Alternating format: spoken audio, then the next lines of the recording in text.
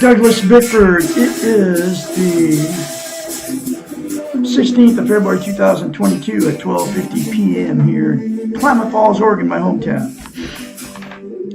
I'm teaching self-esteem out of this book right here because it changed my life to get it. And this book, written by a doctor of psychology, psychiatrist, a counselor, therapist, many years. She's 73, lives in Madrid, Texas. She got a PhD in psychology, folks. See, she knows what goes on in the brain, okay? And this book talks about how we've been trained and taught not to have self-esteem, self-love, self-confidence, self-worth. It's how you feel about yourself inside. That's what self-esteem is. Those are other names for it. But anyway, this book was published 30 years ago, folks, and she was talking about how we were trained and taught not to have self-esteem even way back then. So you know how bad it's got from 30 years ago, which is because of all the social media, all right? Facebook, TikTok, and all that. Even YouTube, where I'm uploading here. All my stuff's it's on YouTube and Facebook. I got thousands of videos out there. Probably 3,000, maybe more. Who knows? I have no idea. But anyway, this book, To Get Healthy Mind, it's called The Portable Therapist, right? She had thousands of clients in her lifetime. And she's still alive. She might be still doing it. To get a healthy mind, and she's a psychiatrist, you have to have self-esteem. Now, her people that she was giving, selling, her clients, okay, that were going through therapy with her, didn't have self-esteem, and she knows it because what she did, there's a very simple concept to attain self-esteem, because you cannot have a healthy mind without having self-esteem, okay? And there's a very simple concept in this book, and here it is, to attain self-esteem on steroids if you do it, okay? It's called mirror therapy. Look yourself in the mirror, say, I love you, say, I love my inner child, say, I'm worthy to love, worthy to be loved. Those three things to yourself in the mirror daily without fail for the rest of your life, folks. Will give you self-esteem, and then what it'll do is it'll maintain self-esteem. Because to maintain self-esteem, you have to practice it. It's like if you start lifting weights, right? And you quit, and you'll have to start over again lifting those weights. Self-esteem, the exact same thing. If you say those things to yourself in the mirror and stop, then your self-esteem won't stay. It'll go away, just like lifting weights. You lose muscle mass. You'll lose the security in yourself if you quit practicing it. Okay, so you say those three things to yourself in the mirror every day without fail, and it'll give you self-esteem, and it'll also maintain self-esteem. I love Douglas Bickford. I love my inner child. I'm worthy to be loved, worthy to love. Less than 10 seconds, folks. That's how long it takes you. Instead of criticizing yourself in the mirror in the morning or whenever you get in front of the mirror. 100% of the population gets behind or is in front of the mirror every day. 100% of the population criticize yourself in the mirror. So she told her clients, thousands of them, to go home and look at yourself in the mirror and say, I love you. That was their assignment after they would go through a therapy session for the week or whatever. And they would go home, and then they'd come back and report to her that that was their assignment. And they did it because of her credentials, okay? She's a psychiatrist. They were paying her big bucks to fix their messed up lives, so they did what she told them to do. I am her spokesperson. She's nowhere to be found, but you can trust me because everything I get comes out of this book right here, and that's why I'm on YouTube teaching it. But here's why mirror therapy works. It's so powerful, right? You can't lie to yourself in the mirror. So we all get in front of the mirror every day, like I said, right? Billions of us on the planet. And you criticize yourself. And you know why you do that? Because you don't have any self-esteem, self-love, self-confidence, self-worth. Because if you did, you would never, ever criticize yourself, whether you're in front of the mirror or not. See, think about this. You have a loved one, just brand new relationship, whether man or woman, right? And everything's good. They walk on water around, that's what you think. And they can do nothing wrong, and they feel the same thing about you. And you want to be in love with them. You would never, ever look dead straight in their eyes like you are when you're looking in front of the mirror, in the morning, and say bad things to them because you want them to love you. Guess what? You do it to yourself all the time. And that's because you don't have any self-esteem, okay? Like I said, if you did, you wouldn't do that. But, and that's why mirror therapy is so powerful, because you can't lie to yourself in the mirror, okay? So you can easily say bad things about yourself because that's what you believe about yourself, because you're not lying to yourself. But I come along and tell you, she comes along and tells you to look in the mirror and say, I love you, right? You cringe. That's crazy. What's that good that gonna do? Okay. I'm not gonna do that. You're nuts for telling me that. And that's because you don't believe it about yourself. You don't love yourself, folks, and it's not even your fault. Because it's been trained out of us. Nobody teaches self-esteem. It's a taboo subject. Try talking to somebody about self-esteem, self-love, self-confidence, self-worth, and see what kind of reaction you get. Nobody wants to talk about it. Anyway, so I am here teaching self-esteem because, number one, it changed my life. I'm teaching it because nobody's teaching self-esteem on YouTube or anywhere else on the social media, television. Nobody's telling you how to get it. I just told you how to get it, which is the 3 things to yourself in the mirror daily without fail. Nobody's telling you how simple it is, and it is that simple to attain self-esteem. And nobody's telling you how important it is. And here's why it's so important. You can't love without it. You can't be loved without it. And you also cannot be content. Content is you feel good about yourself, where, how, and what you are. Right where you are. Okay. That's what content is. And nothing will make you content except for to attain self-esteem. And those 3 things to yourself in the mirror will give you self-esteem on steroids, like I said. And then you can get this book. It's in a link in every video description, in every video and description of the video, between $5 and $15. Get the book, read it, reread this book, okay? And do the other concepts in this book. And then you will be on the road to a healthy mind, and that means flying around free like that person right there in front of the sun. Because without self-esteem, you're a prisoner in your own mind. You're in a fog. And you don't even know why. But I know why. It's because you don't have self-love, self-esteem, self-confidence, self-worth. So you live your whole life like that. So you can't be loved without self-esteem, and you also can't give love. So what happens is you get in toxic relationships, and then you'll meet somebody just like you that doesn't have self-esteem if you don't have self-esteem. That's the way it works. You turn toxic to each other, and then the fights and the arguments and the cheating and the lies and all that starts happening. Because you don't love each other. You need each other for whatever reason. Like my 4th marriage, I needed her to tell me she loved me because I wasn't loved as a child. Told I was loved as a child by anybody, none of my family. And then she needed me to take care of her financially. That's why we met on Craigslist. We got married after 3 weeks on Craigslist. Neither one of our faults. We turned toxic to each other because neither one of us had self-esteem.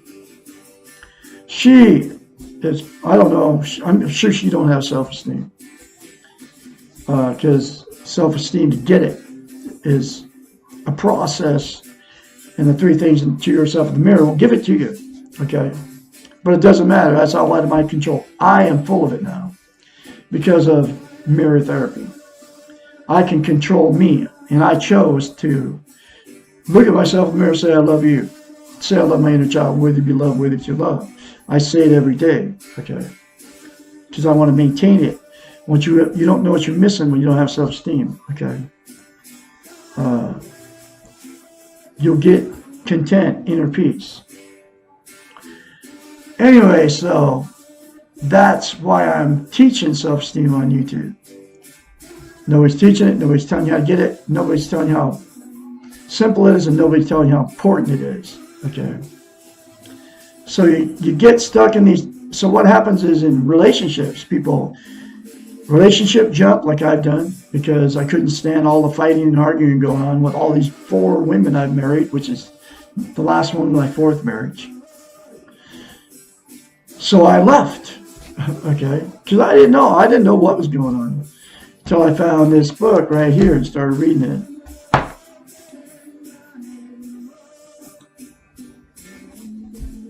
So you'll get yourself in toxic relationships without self-esteem. And what happens is you either stay with that person in a toxic relationship for a long time, or your relationship jump like I've done, 4 marriages. I think I might have already said that, but I had to take a break for a minute. Bathroom break. And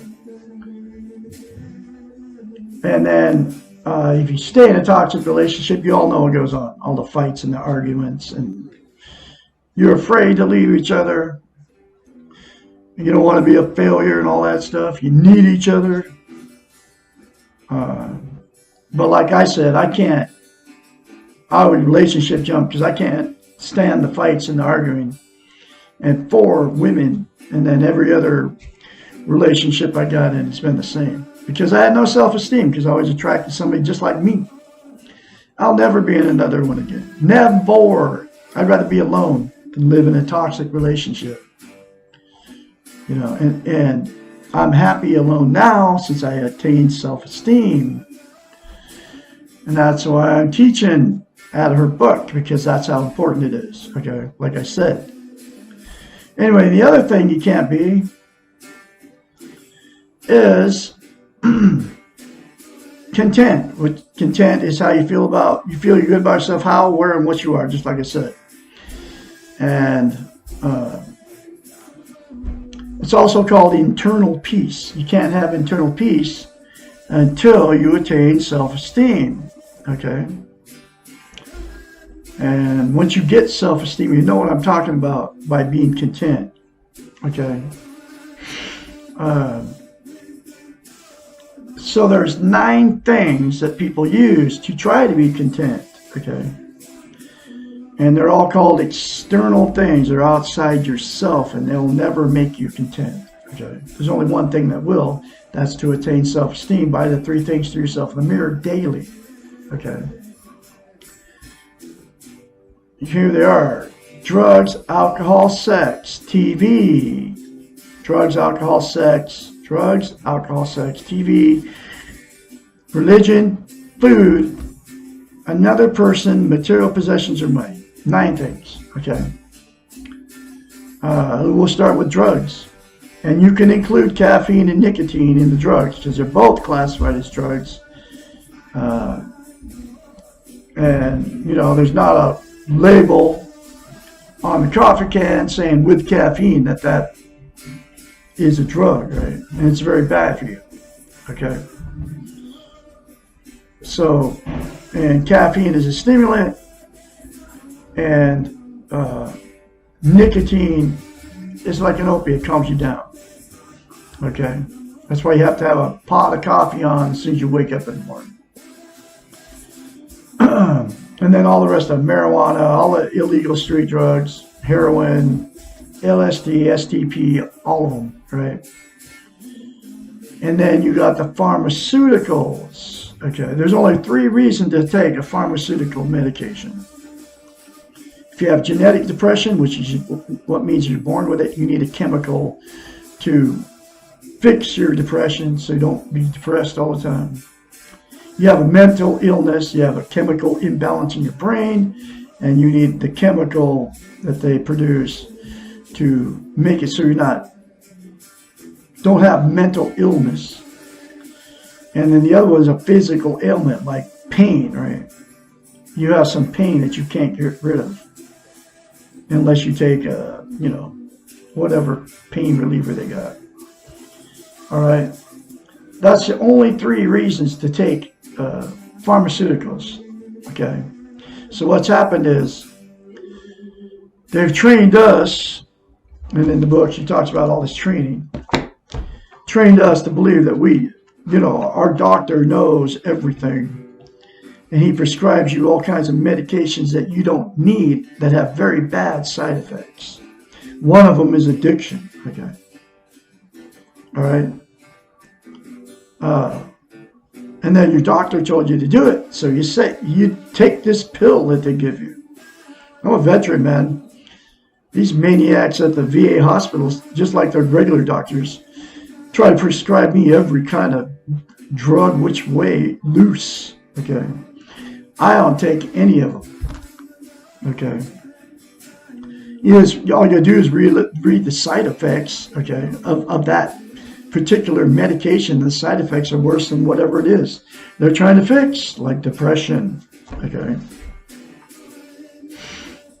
Okay, but anyway, so it's all the drugs are it's a temporary fix. Okay. It'll never make you permanently happy. You're happy while you're under you're being influenced by the drug. So that's why you have to take more. That's why you get addicted to it. Okay, because you keep taking more of this stuff that they're doling out like candy. These doctors, right? Billions of people are getting prescribed medication they don't even need by their doctors, and they take it because their doctor tells them to. Okay. Alcohol, same thing. Wherever you get it, wine, beer, hard liquor, right? There's no medical benefit to alcohol. There's no reason to put the stuff in your body. There's only one reason you're drinking it. To make yourself feel better. That's the only reason you're drinking it. Okay? Then you get addicted to alcohol because you keep drinking it. Okay? You become alcoholics, and people want to deny they're alcoholics, but they can't put it down. Okay? I was married to one. She drank wine. Just red wine, she says. But she could not stop. It was like, she'd be going like, I tell her quit drinking. And she'd be like, it might stop for a couple days. But then sure enough, here it comes again every 3 or 4 days. Oh, I just gotta have, can you go get us some wine? I gotta have it. And she would deny she was drinking it for the warmth to make herself feel better. I just like the taste of it. No, you like the buzz off of it. And that's what alcoholics like, okay? That's why they can't put it down. Anyway, so alcohol is the exact same thing. It's always a temporary feel good. You don't feel good, and then you drink more. Okay. Sex, exact same thing. You have sex, you feel good while you're having it, and then it doesn't feel good anymore. Okay? So you gotta have more sex to feel good. The feel good goes away. Food, exact same thing. You eat when you're hungry, but then people overeat because it makes them feel good to eat. Then they get overweight, and then they feel worse about themselves because they got overweight because they overate. And next one is television. Turn on the boob tube, man. All know the feeling. Feels great while you're sitting behind it watching whatever it is. Doesn't matter if it's evening news. Doesn't matter if it's a soap opera. Doesn't matter if you're watching Bonanza. It's always the feel good is while you're behind it, watching it. And as soon as you turn it off, you don't have the feel good anymore. So people will watch more TV. And And they're feeding you subliminal messages, that you can't see. Swaying your opinion, telling you you're bad and all that stuff, right? Then you get addicted to television. And then religion, it's the exact same thing. I don't care which one it is. You go to church, you do the communion thing, which is insane itself. Jesus said, eat his body and drink his blood. Really? To remember him. A communion? You're communing together with Jesus by eating his body and drinking his blood, even if it's symbolic of that, folks. Think about the insanity of that. It's called cannibalism. If that was really the case that he actually said that, then that's twisted. Okay. But the Bible is saying all this stuff and people do it. Because supposedly it's God's word, right? I mean, God's word wouldn't tell you to eat the body and drink the blood of a human being. No, they wouldn't. So, he never said that. It was just written in there. It's just all a religion thing. Okay, but it doesn't matter which one it is. Christian, Muslim, Orthodox, Jew, Buddhist, the Buddha book, and the Dalai Lama and all that nonsense. All the religions have all these chosen ones that are God's chosen ones. The Pope. Mormons, it's Joseph Smith. The Buddhists, it's the Dalai Lama, and it's Buddha, right? Some guy came up with the Buddha book. Let's see. Catholics, it's the Pope. You got to do all that stuff with the Catholic Church. The Christian is just Jesus, right? The Pentecostals, it's you gotta get filled with the Holy Spirit, and then all these maniac preachers are crawling around on the floor and stuff. Saying they're filled with the Holy Ghost. Anyway, all the religions are all the same. Muslim, Christian, Buddhist, Seventh-day Adventist, Jehovah's Witness, Christian, Baptist. I can go on about all these different religions. So you feel good while you're going, but the feel good goes away as soon as you get away from them. You quit giving them money and everything. And then you have to go back to get more feel good. Okay? Relationships, exact same thing. You get a new relationship. Woo! We were meant to be. We're soulmates. I'll never leave this person. We're gonna die together. It was destiny that we met.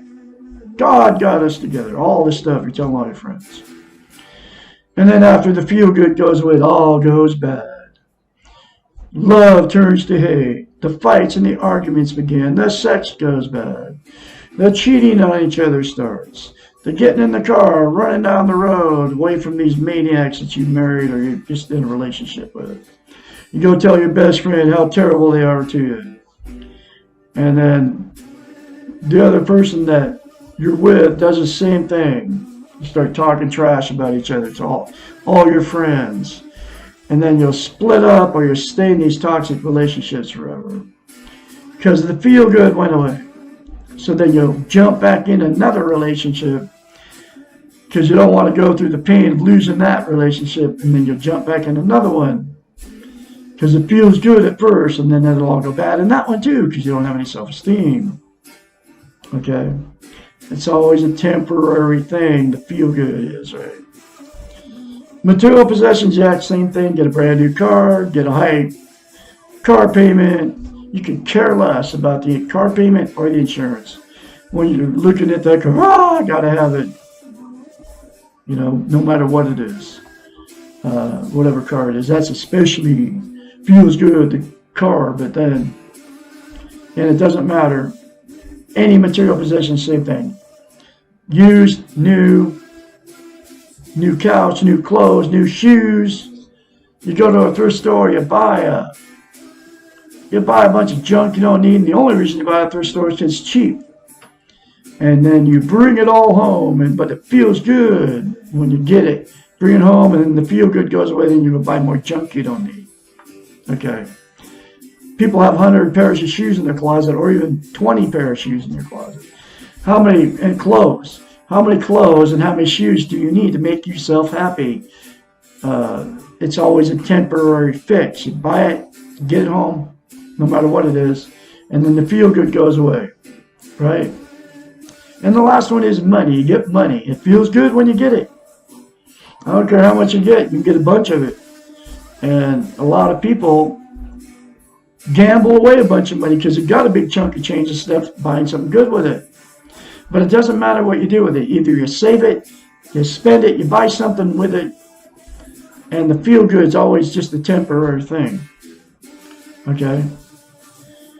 And that's the 9 things that people are using to try to be content, but there's only one thing that'll make you content, and that's to attain self-esteem, and that's say, I love you in the mirror, say, I love my inner child, I'm worthy to be loved, I'm worthy that you love every day without fail. Okay? And now I'm going through this book, one chapter at a time. It's called The Portable Therapist by Dr. Susanna McMahon. Here's the next chapter. Chapter 33. How do I begin to love myself and take care of myself? You fall in love with yourself in much the same way that you fall in love with another. First you notice yourself, you'll pay attention to the little things that you do, the things you say and the way you say them, the way you move, the way you laugh, the things you like and don't like, and so on. You accept yourself in the same way that you would accept someone else that you're interested in. You forgive yourself for your mistakes, and you compliment yourself for your achievements. This stuff all works. I do all this stuff. You are nice to yourself, and you make allowances when things go wrong. You notice and take credit for the accomplishments. You give yourself compliments and say the same kinds of things to yourself that you would say to your beloved. You take time out for yourself when you're needy, and you treat yourself gently when you're hurt. You smile at yourself in the mirror, and you say, I love you. That's where I got this concept from. Every day without fail. It may feel silly or awkward at first, but do it anyway. And that's exactly why mirror therapy is so powerful. And that's why she told her clients to do this in this book. And that's where I got it. Okay. Do you remember the first time you told someone that you loved them? How nervous you were and how afraid of the rejection or commitment. This is usually what happens. The first time that you look in the mirror and say, I love you to yourself. It is simple, but it is not easy. Try it and accept whatever happens. And this is what she told her clients to do.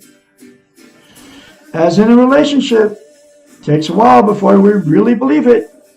But if you keep saying it often enough, you will eventually believe it. I say it all the time.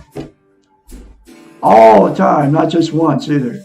I love Douglas Bickford. I love my inner child. I'm worthy to be loved. I'm worthy that you love. I say it daily. Telling yourself is not enough. Just as it's not enough to tell someone else. You must behave in a loving way to yourself, and you must do this consistently and frequently. And it just has to be like small things, like taking yourself out for breakfast. Or go for a drive, just have fun, or just lay down when you're tired. Just as no one else would believe that you really love them if you only told them you did, and then proceeded to ignore them or berate them or treat them badly. At least no healthy person would believe they were loved under these conditions. You yourself will not learn to believe that you love yourself unless your behaviors match your words. It is important to say to yourself, I love you, because we need to hear these words. But it is equally important to act lovingly towards yourself most of the time. Most rather than all, because we're not perfect and sometimes we forget. By the way, saying I like you is not the same thing as at all as saying I love you. If you ever have loved someone who liked you back, then you will understand the qualitative difference. Self-esteem means loving yourself even when you don't always like yourself.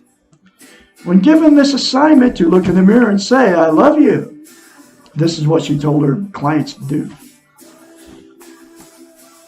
And to behave lovingly towards themselves. Most people express great frustration because they do not feel loved or loving. If this occurs to you, know that this is normal. Keep at it. The feeling of love will follow the behaviors of loving.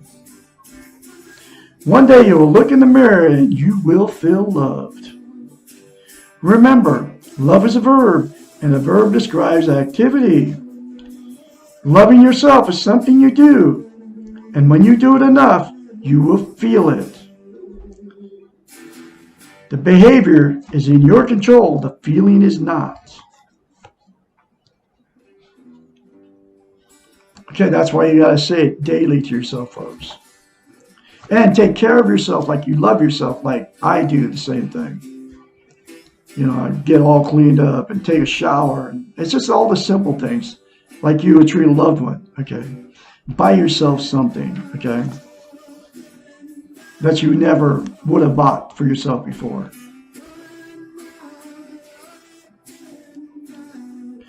You take care of yourself in the same manner in which you take care of another. First, you ask yourself what you want. If you do not know, then ask yourself what you need. If your answer is realistic or possible, give it to yourself.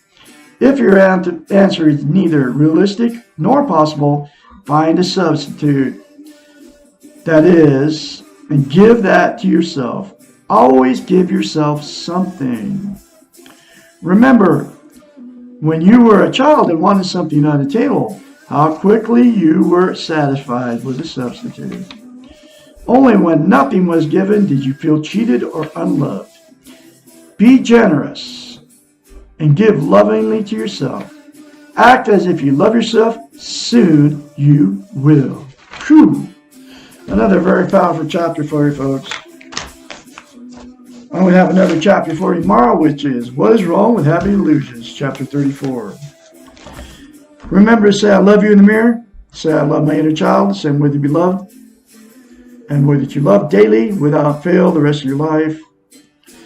Watch me. Subscribe to my many YouTube channels. I'm putting this stuff on. I have 21 of them. When you find me out there, remember that you were born good. You will leave good if you accept that you're good. All good things are going to come to you. You're beautiful people out there. You'll have a great day. And I can be your mentor, 458-232-5238. Call me anytime, day or night. I can help you and encourage you along the way once your change starts happening for you. You'll have a great day out there.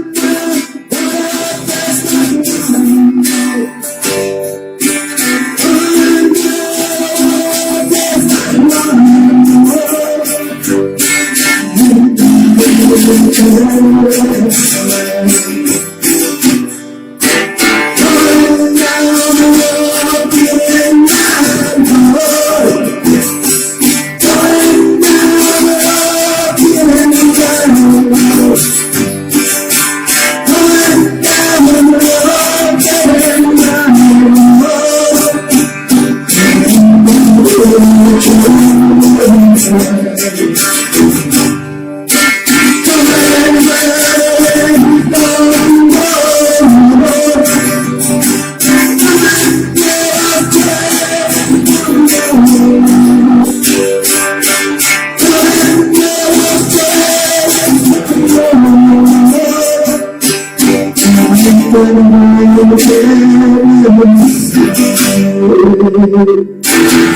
you.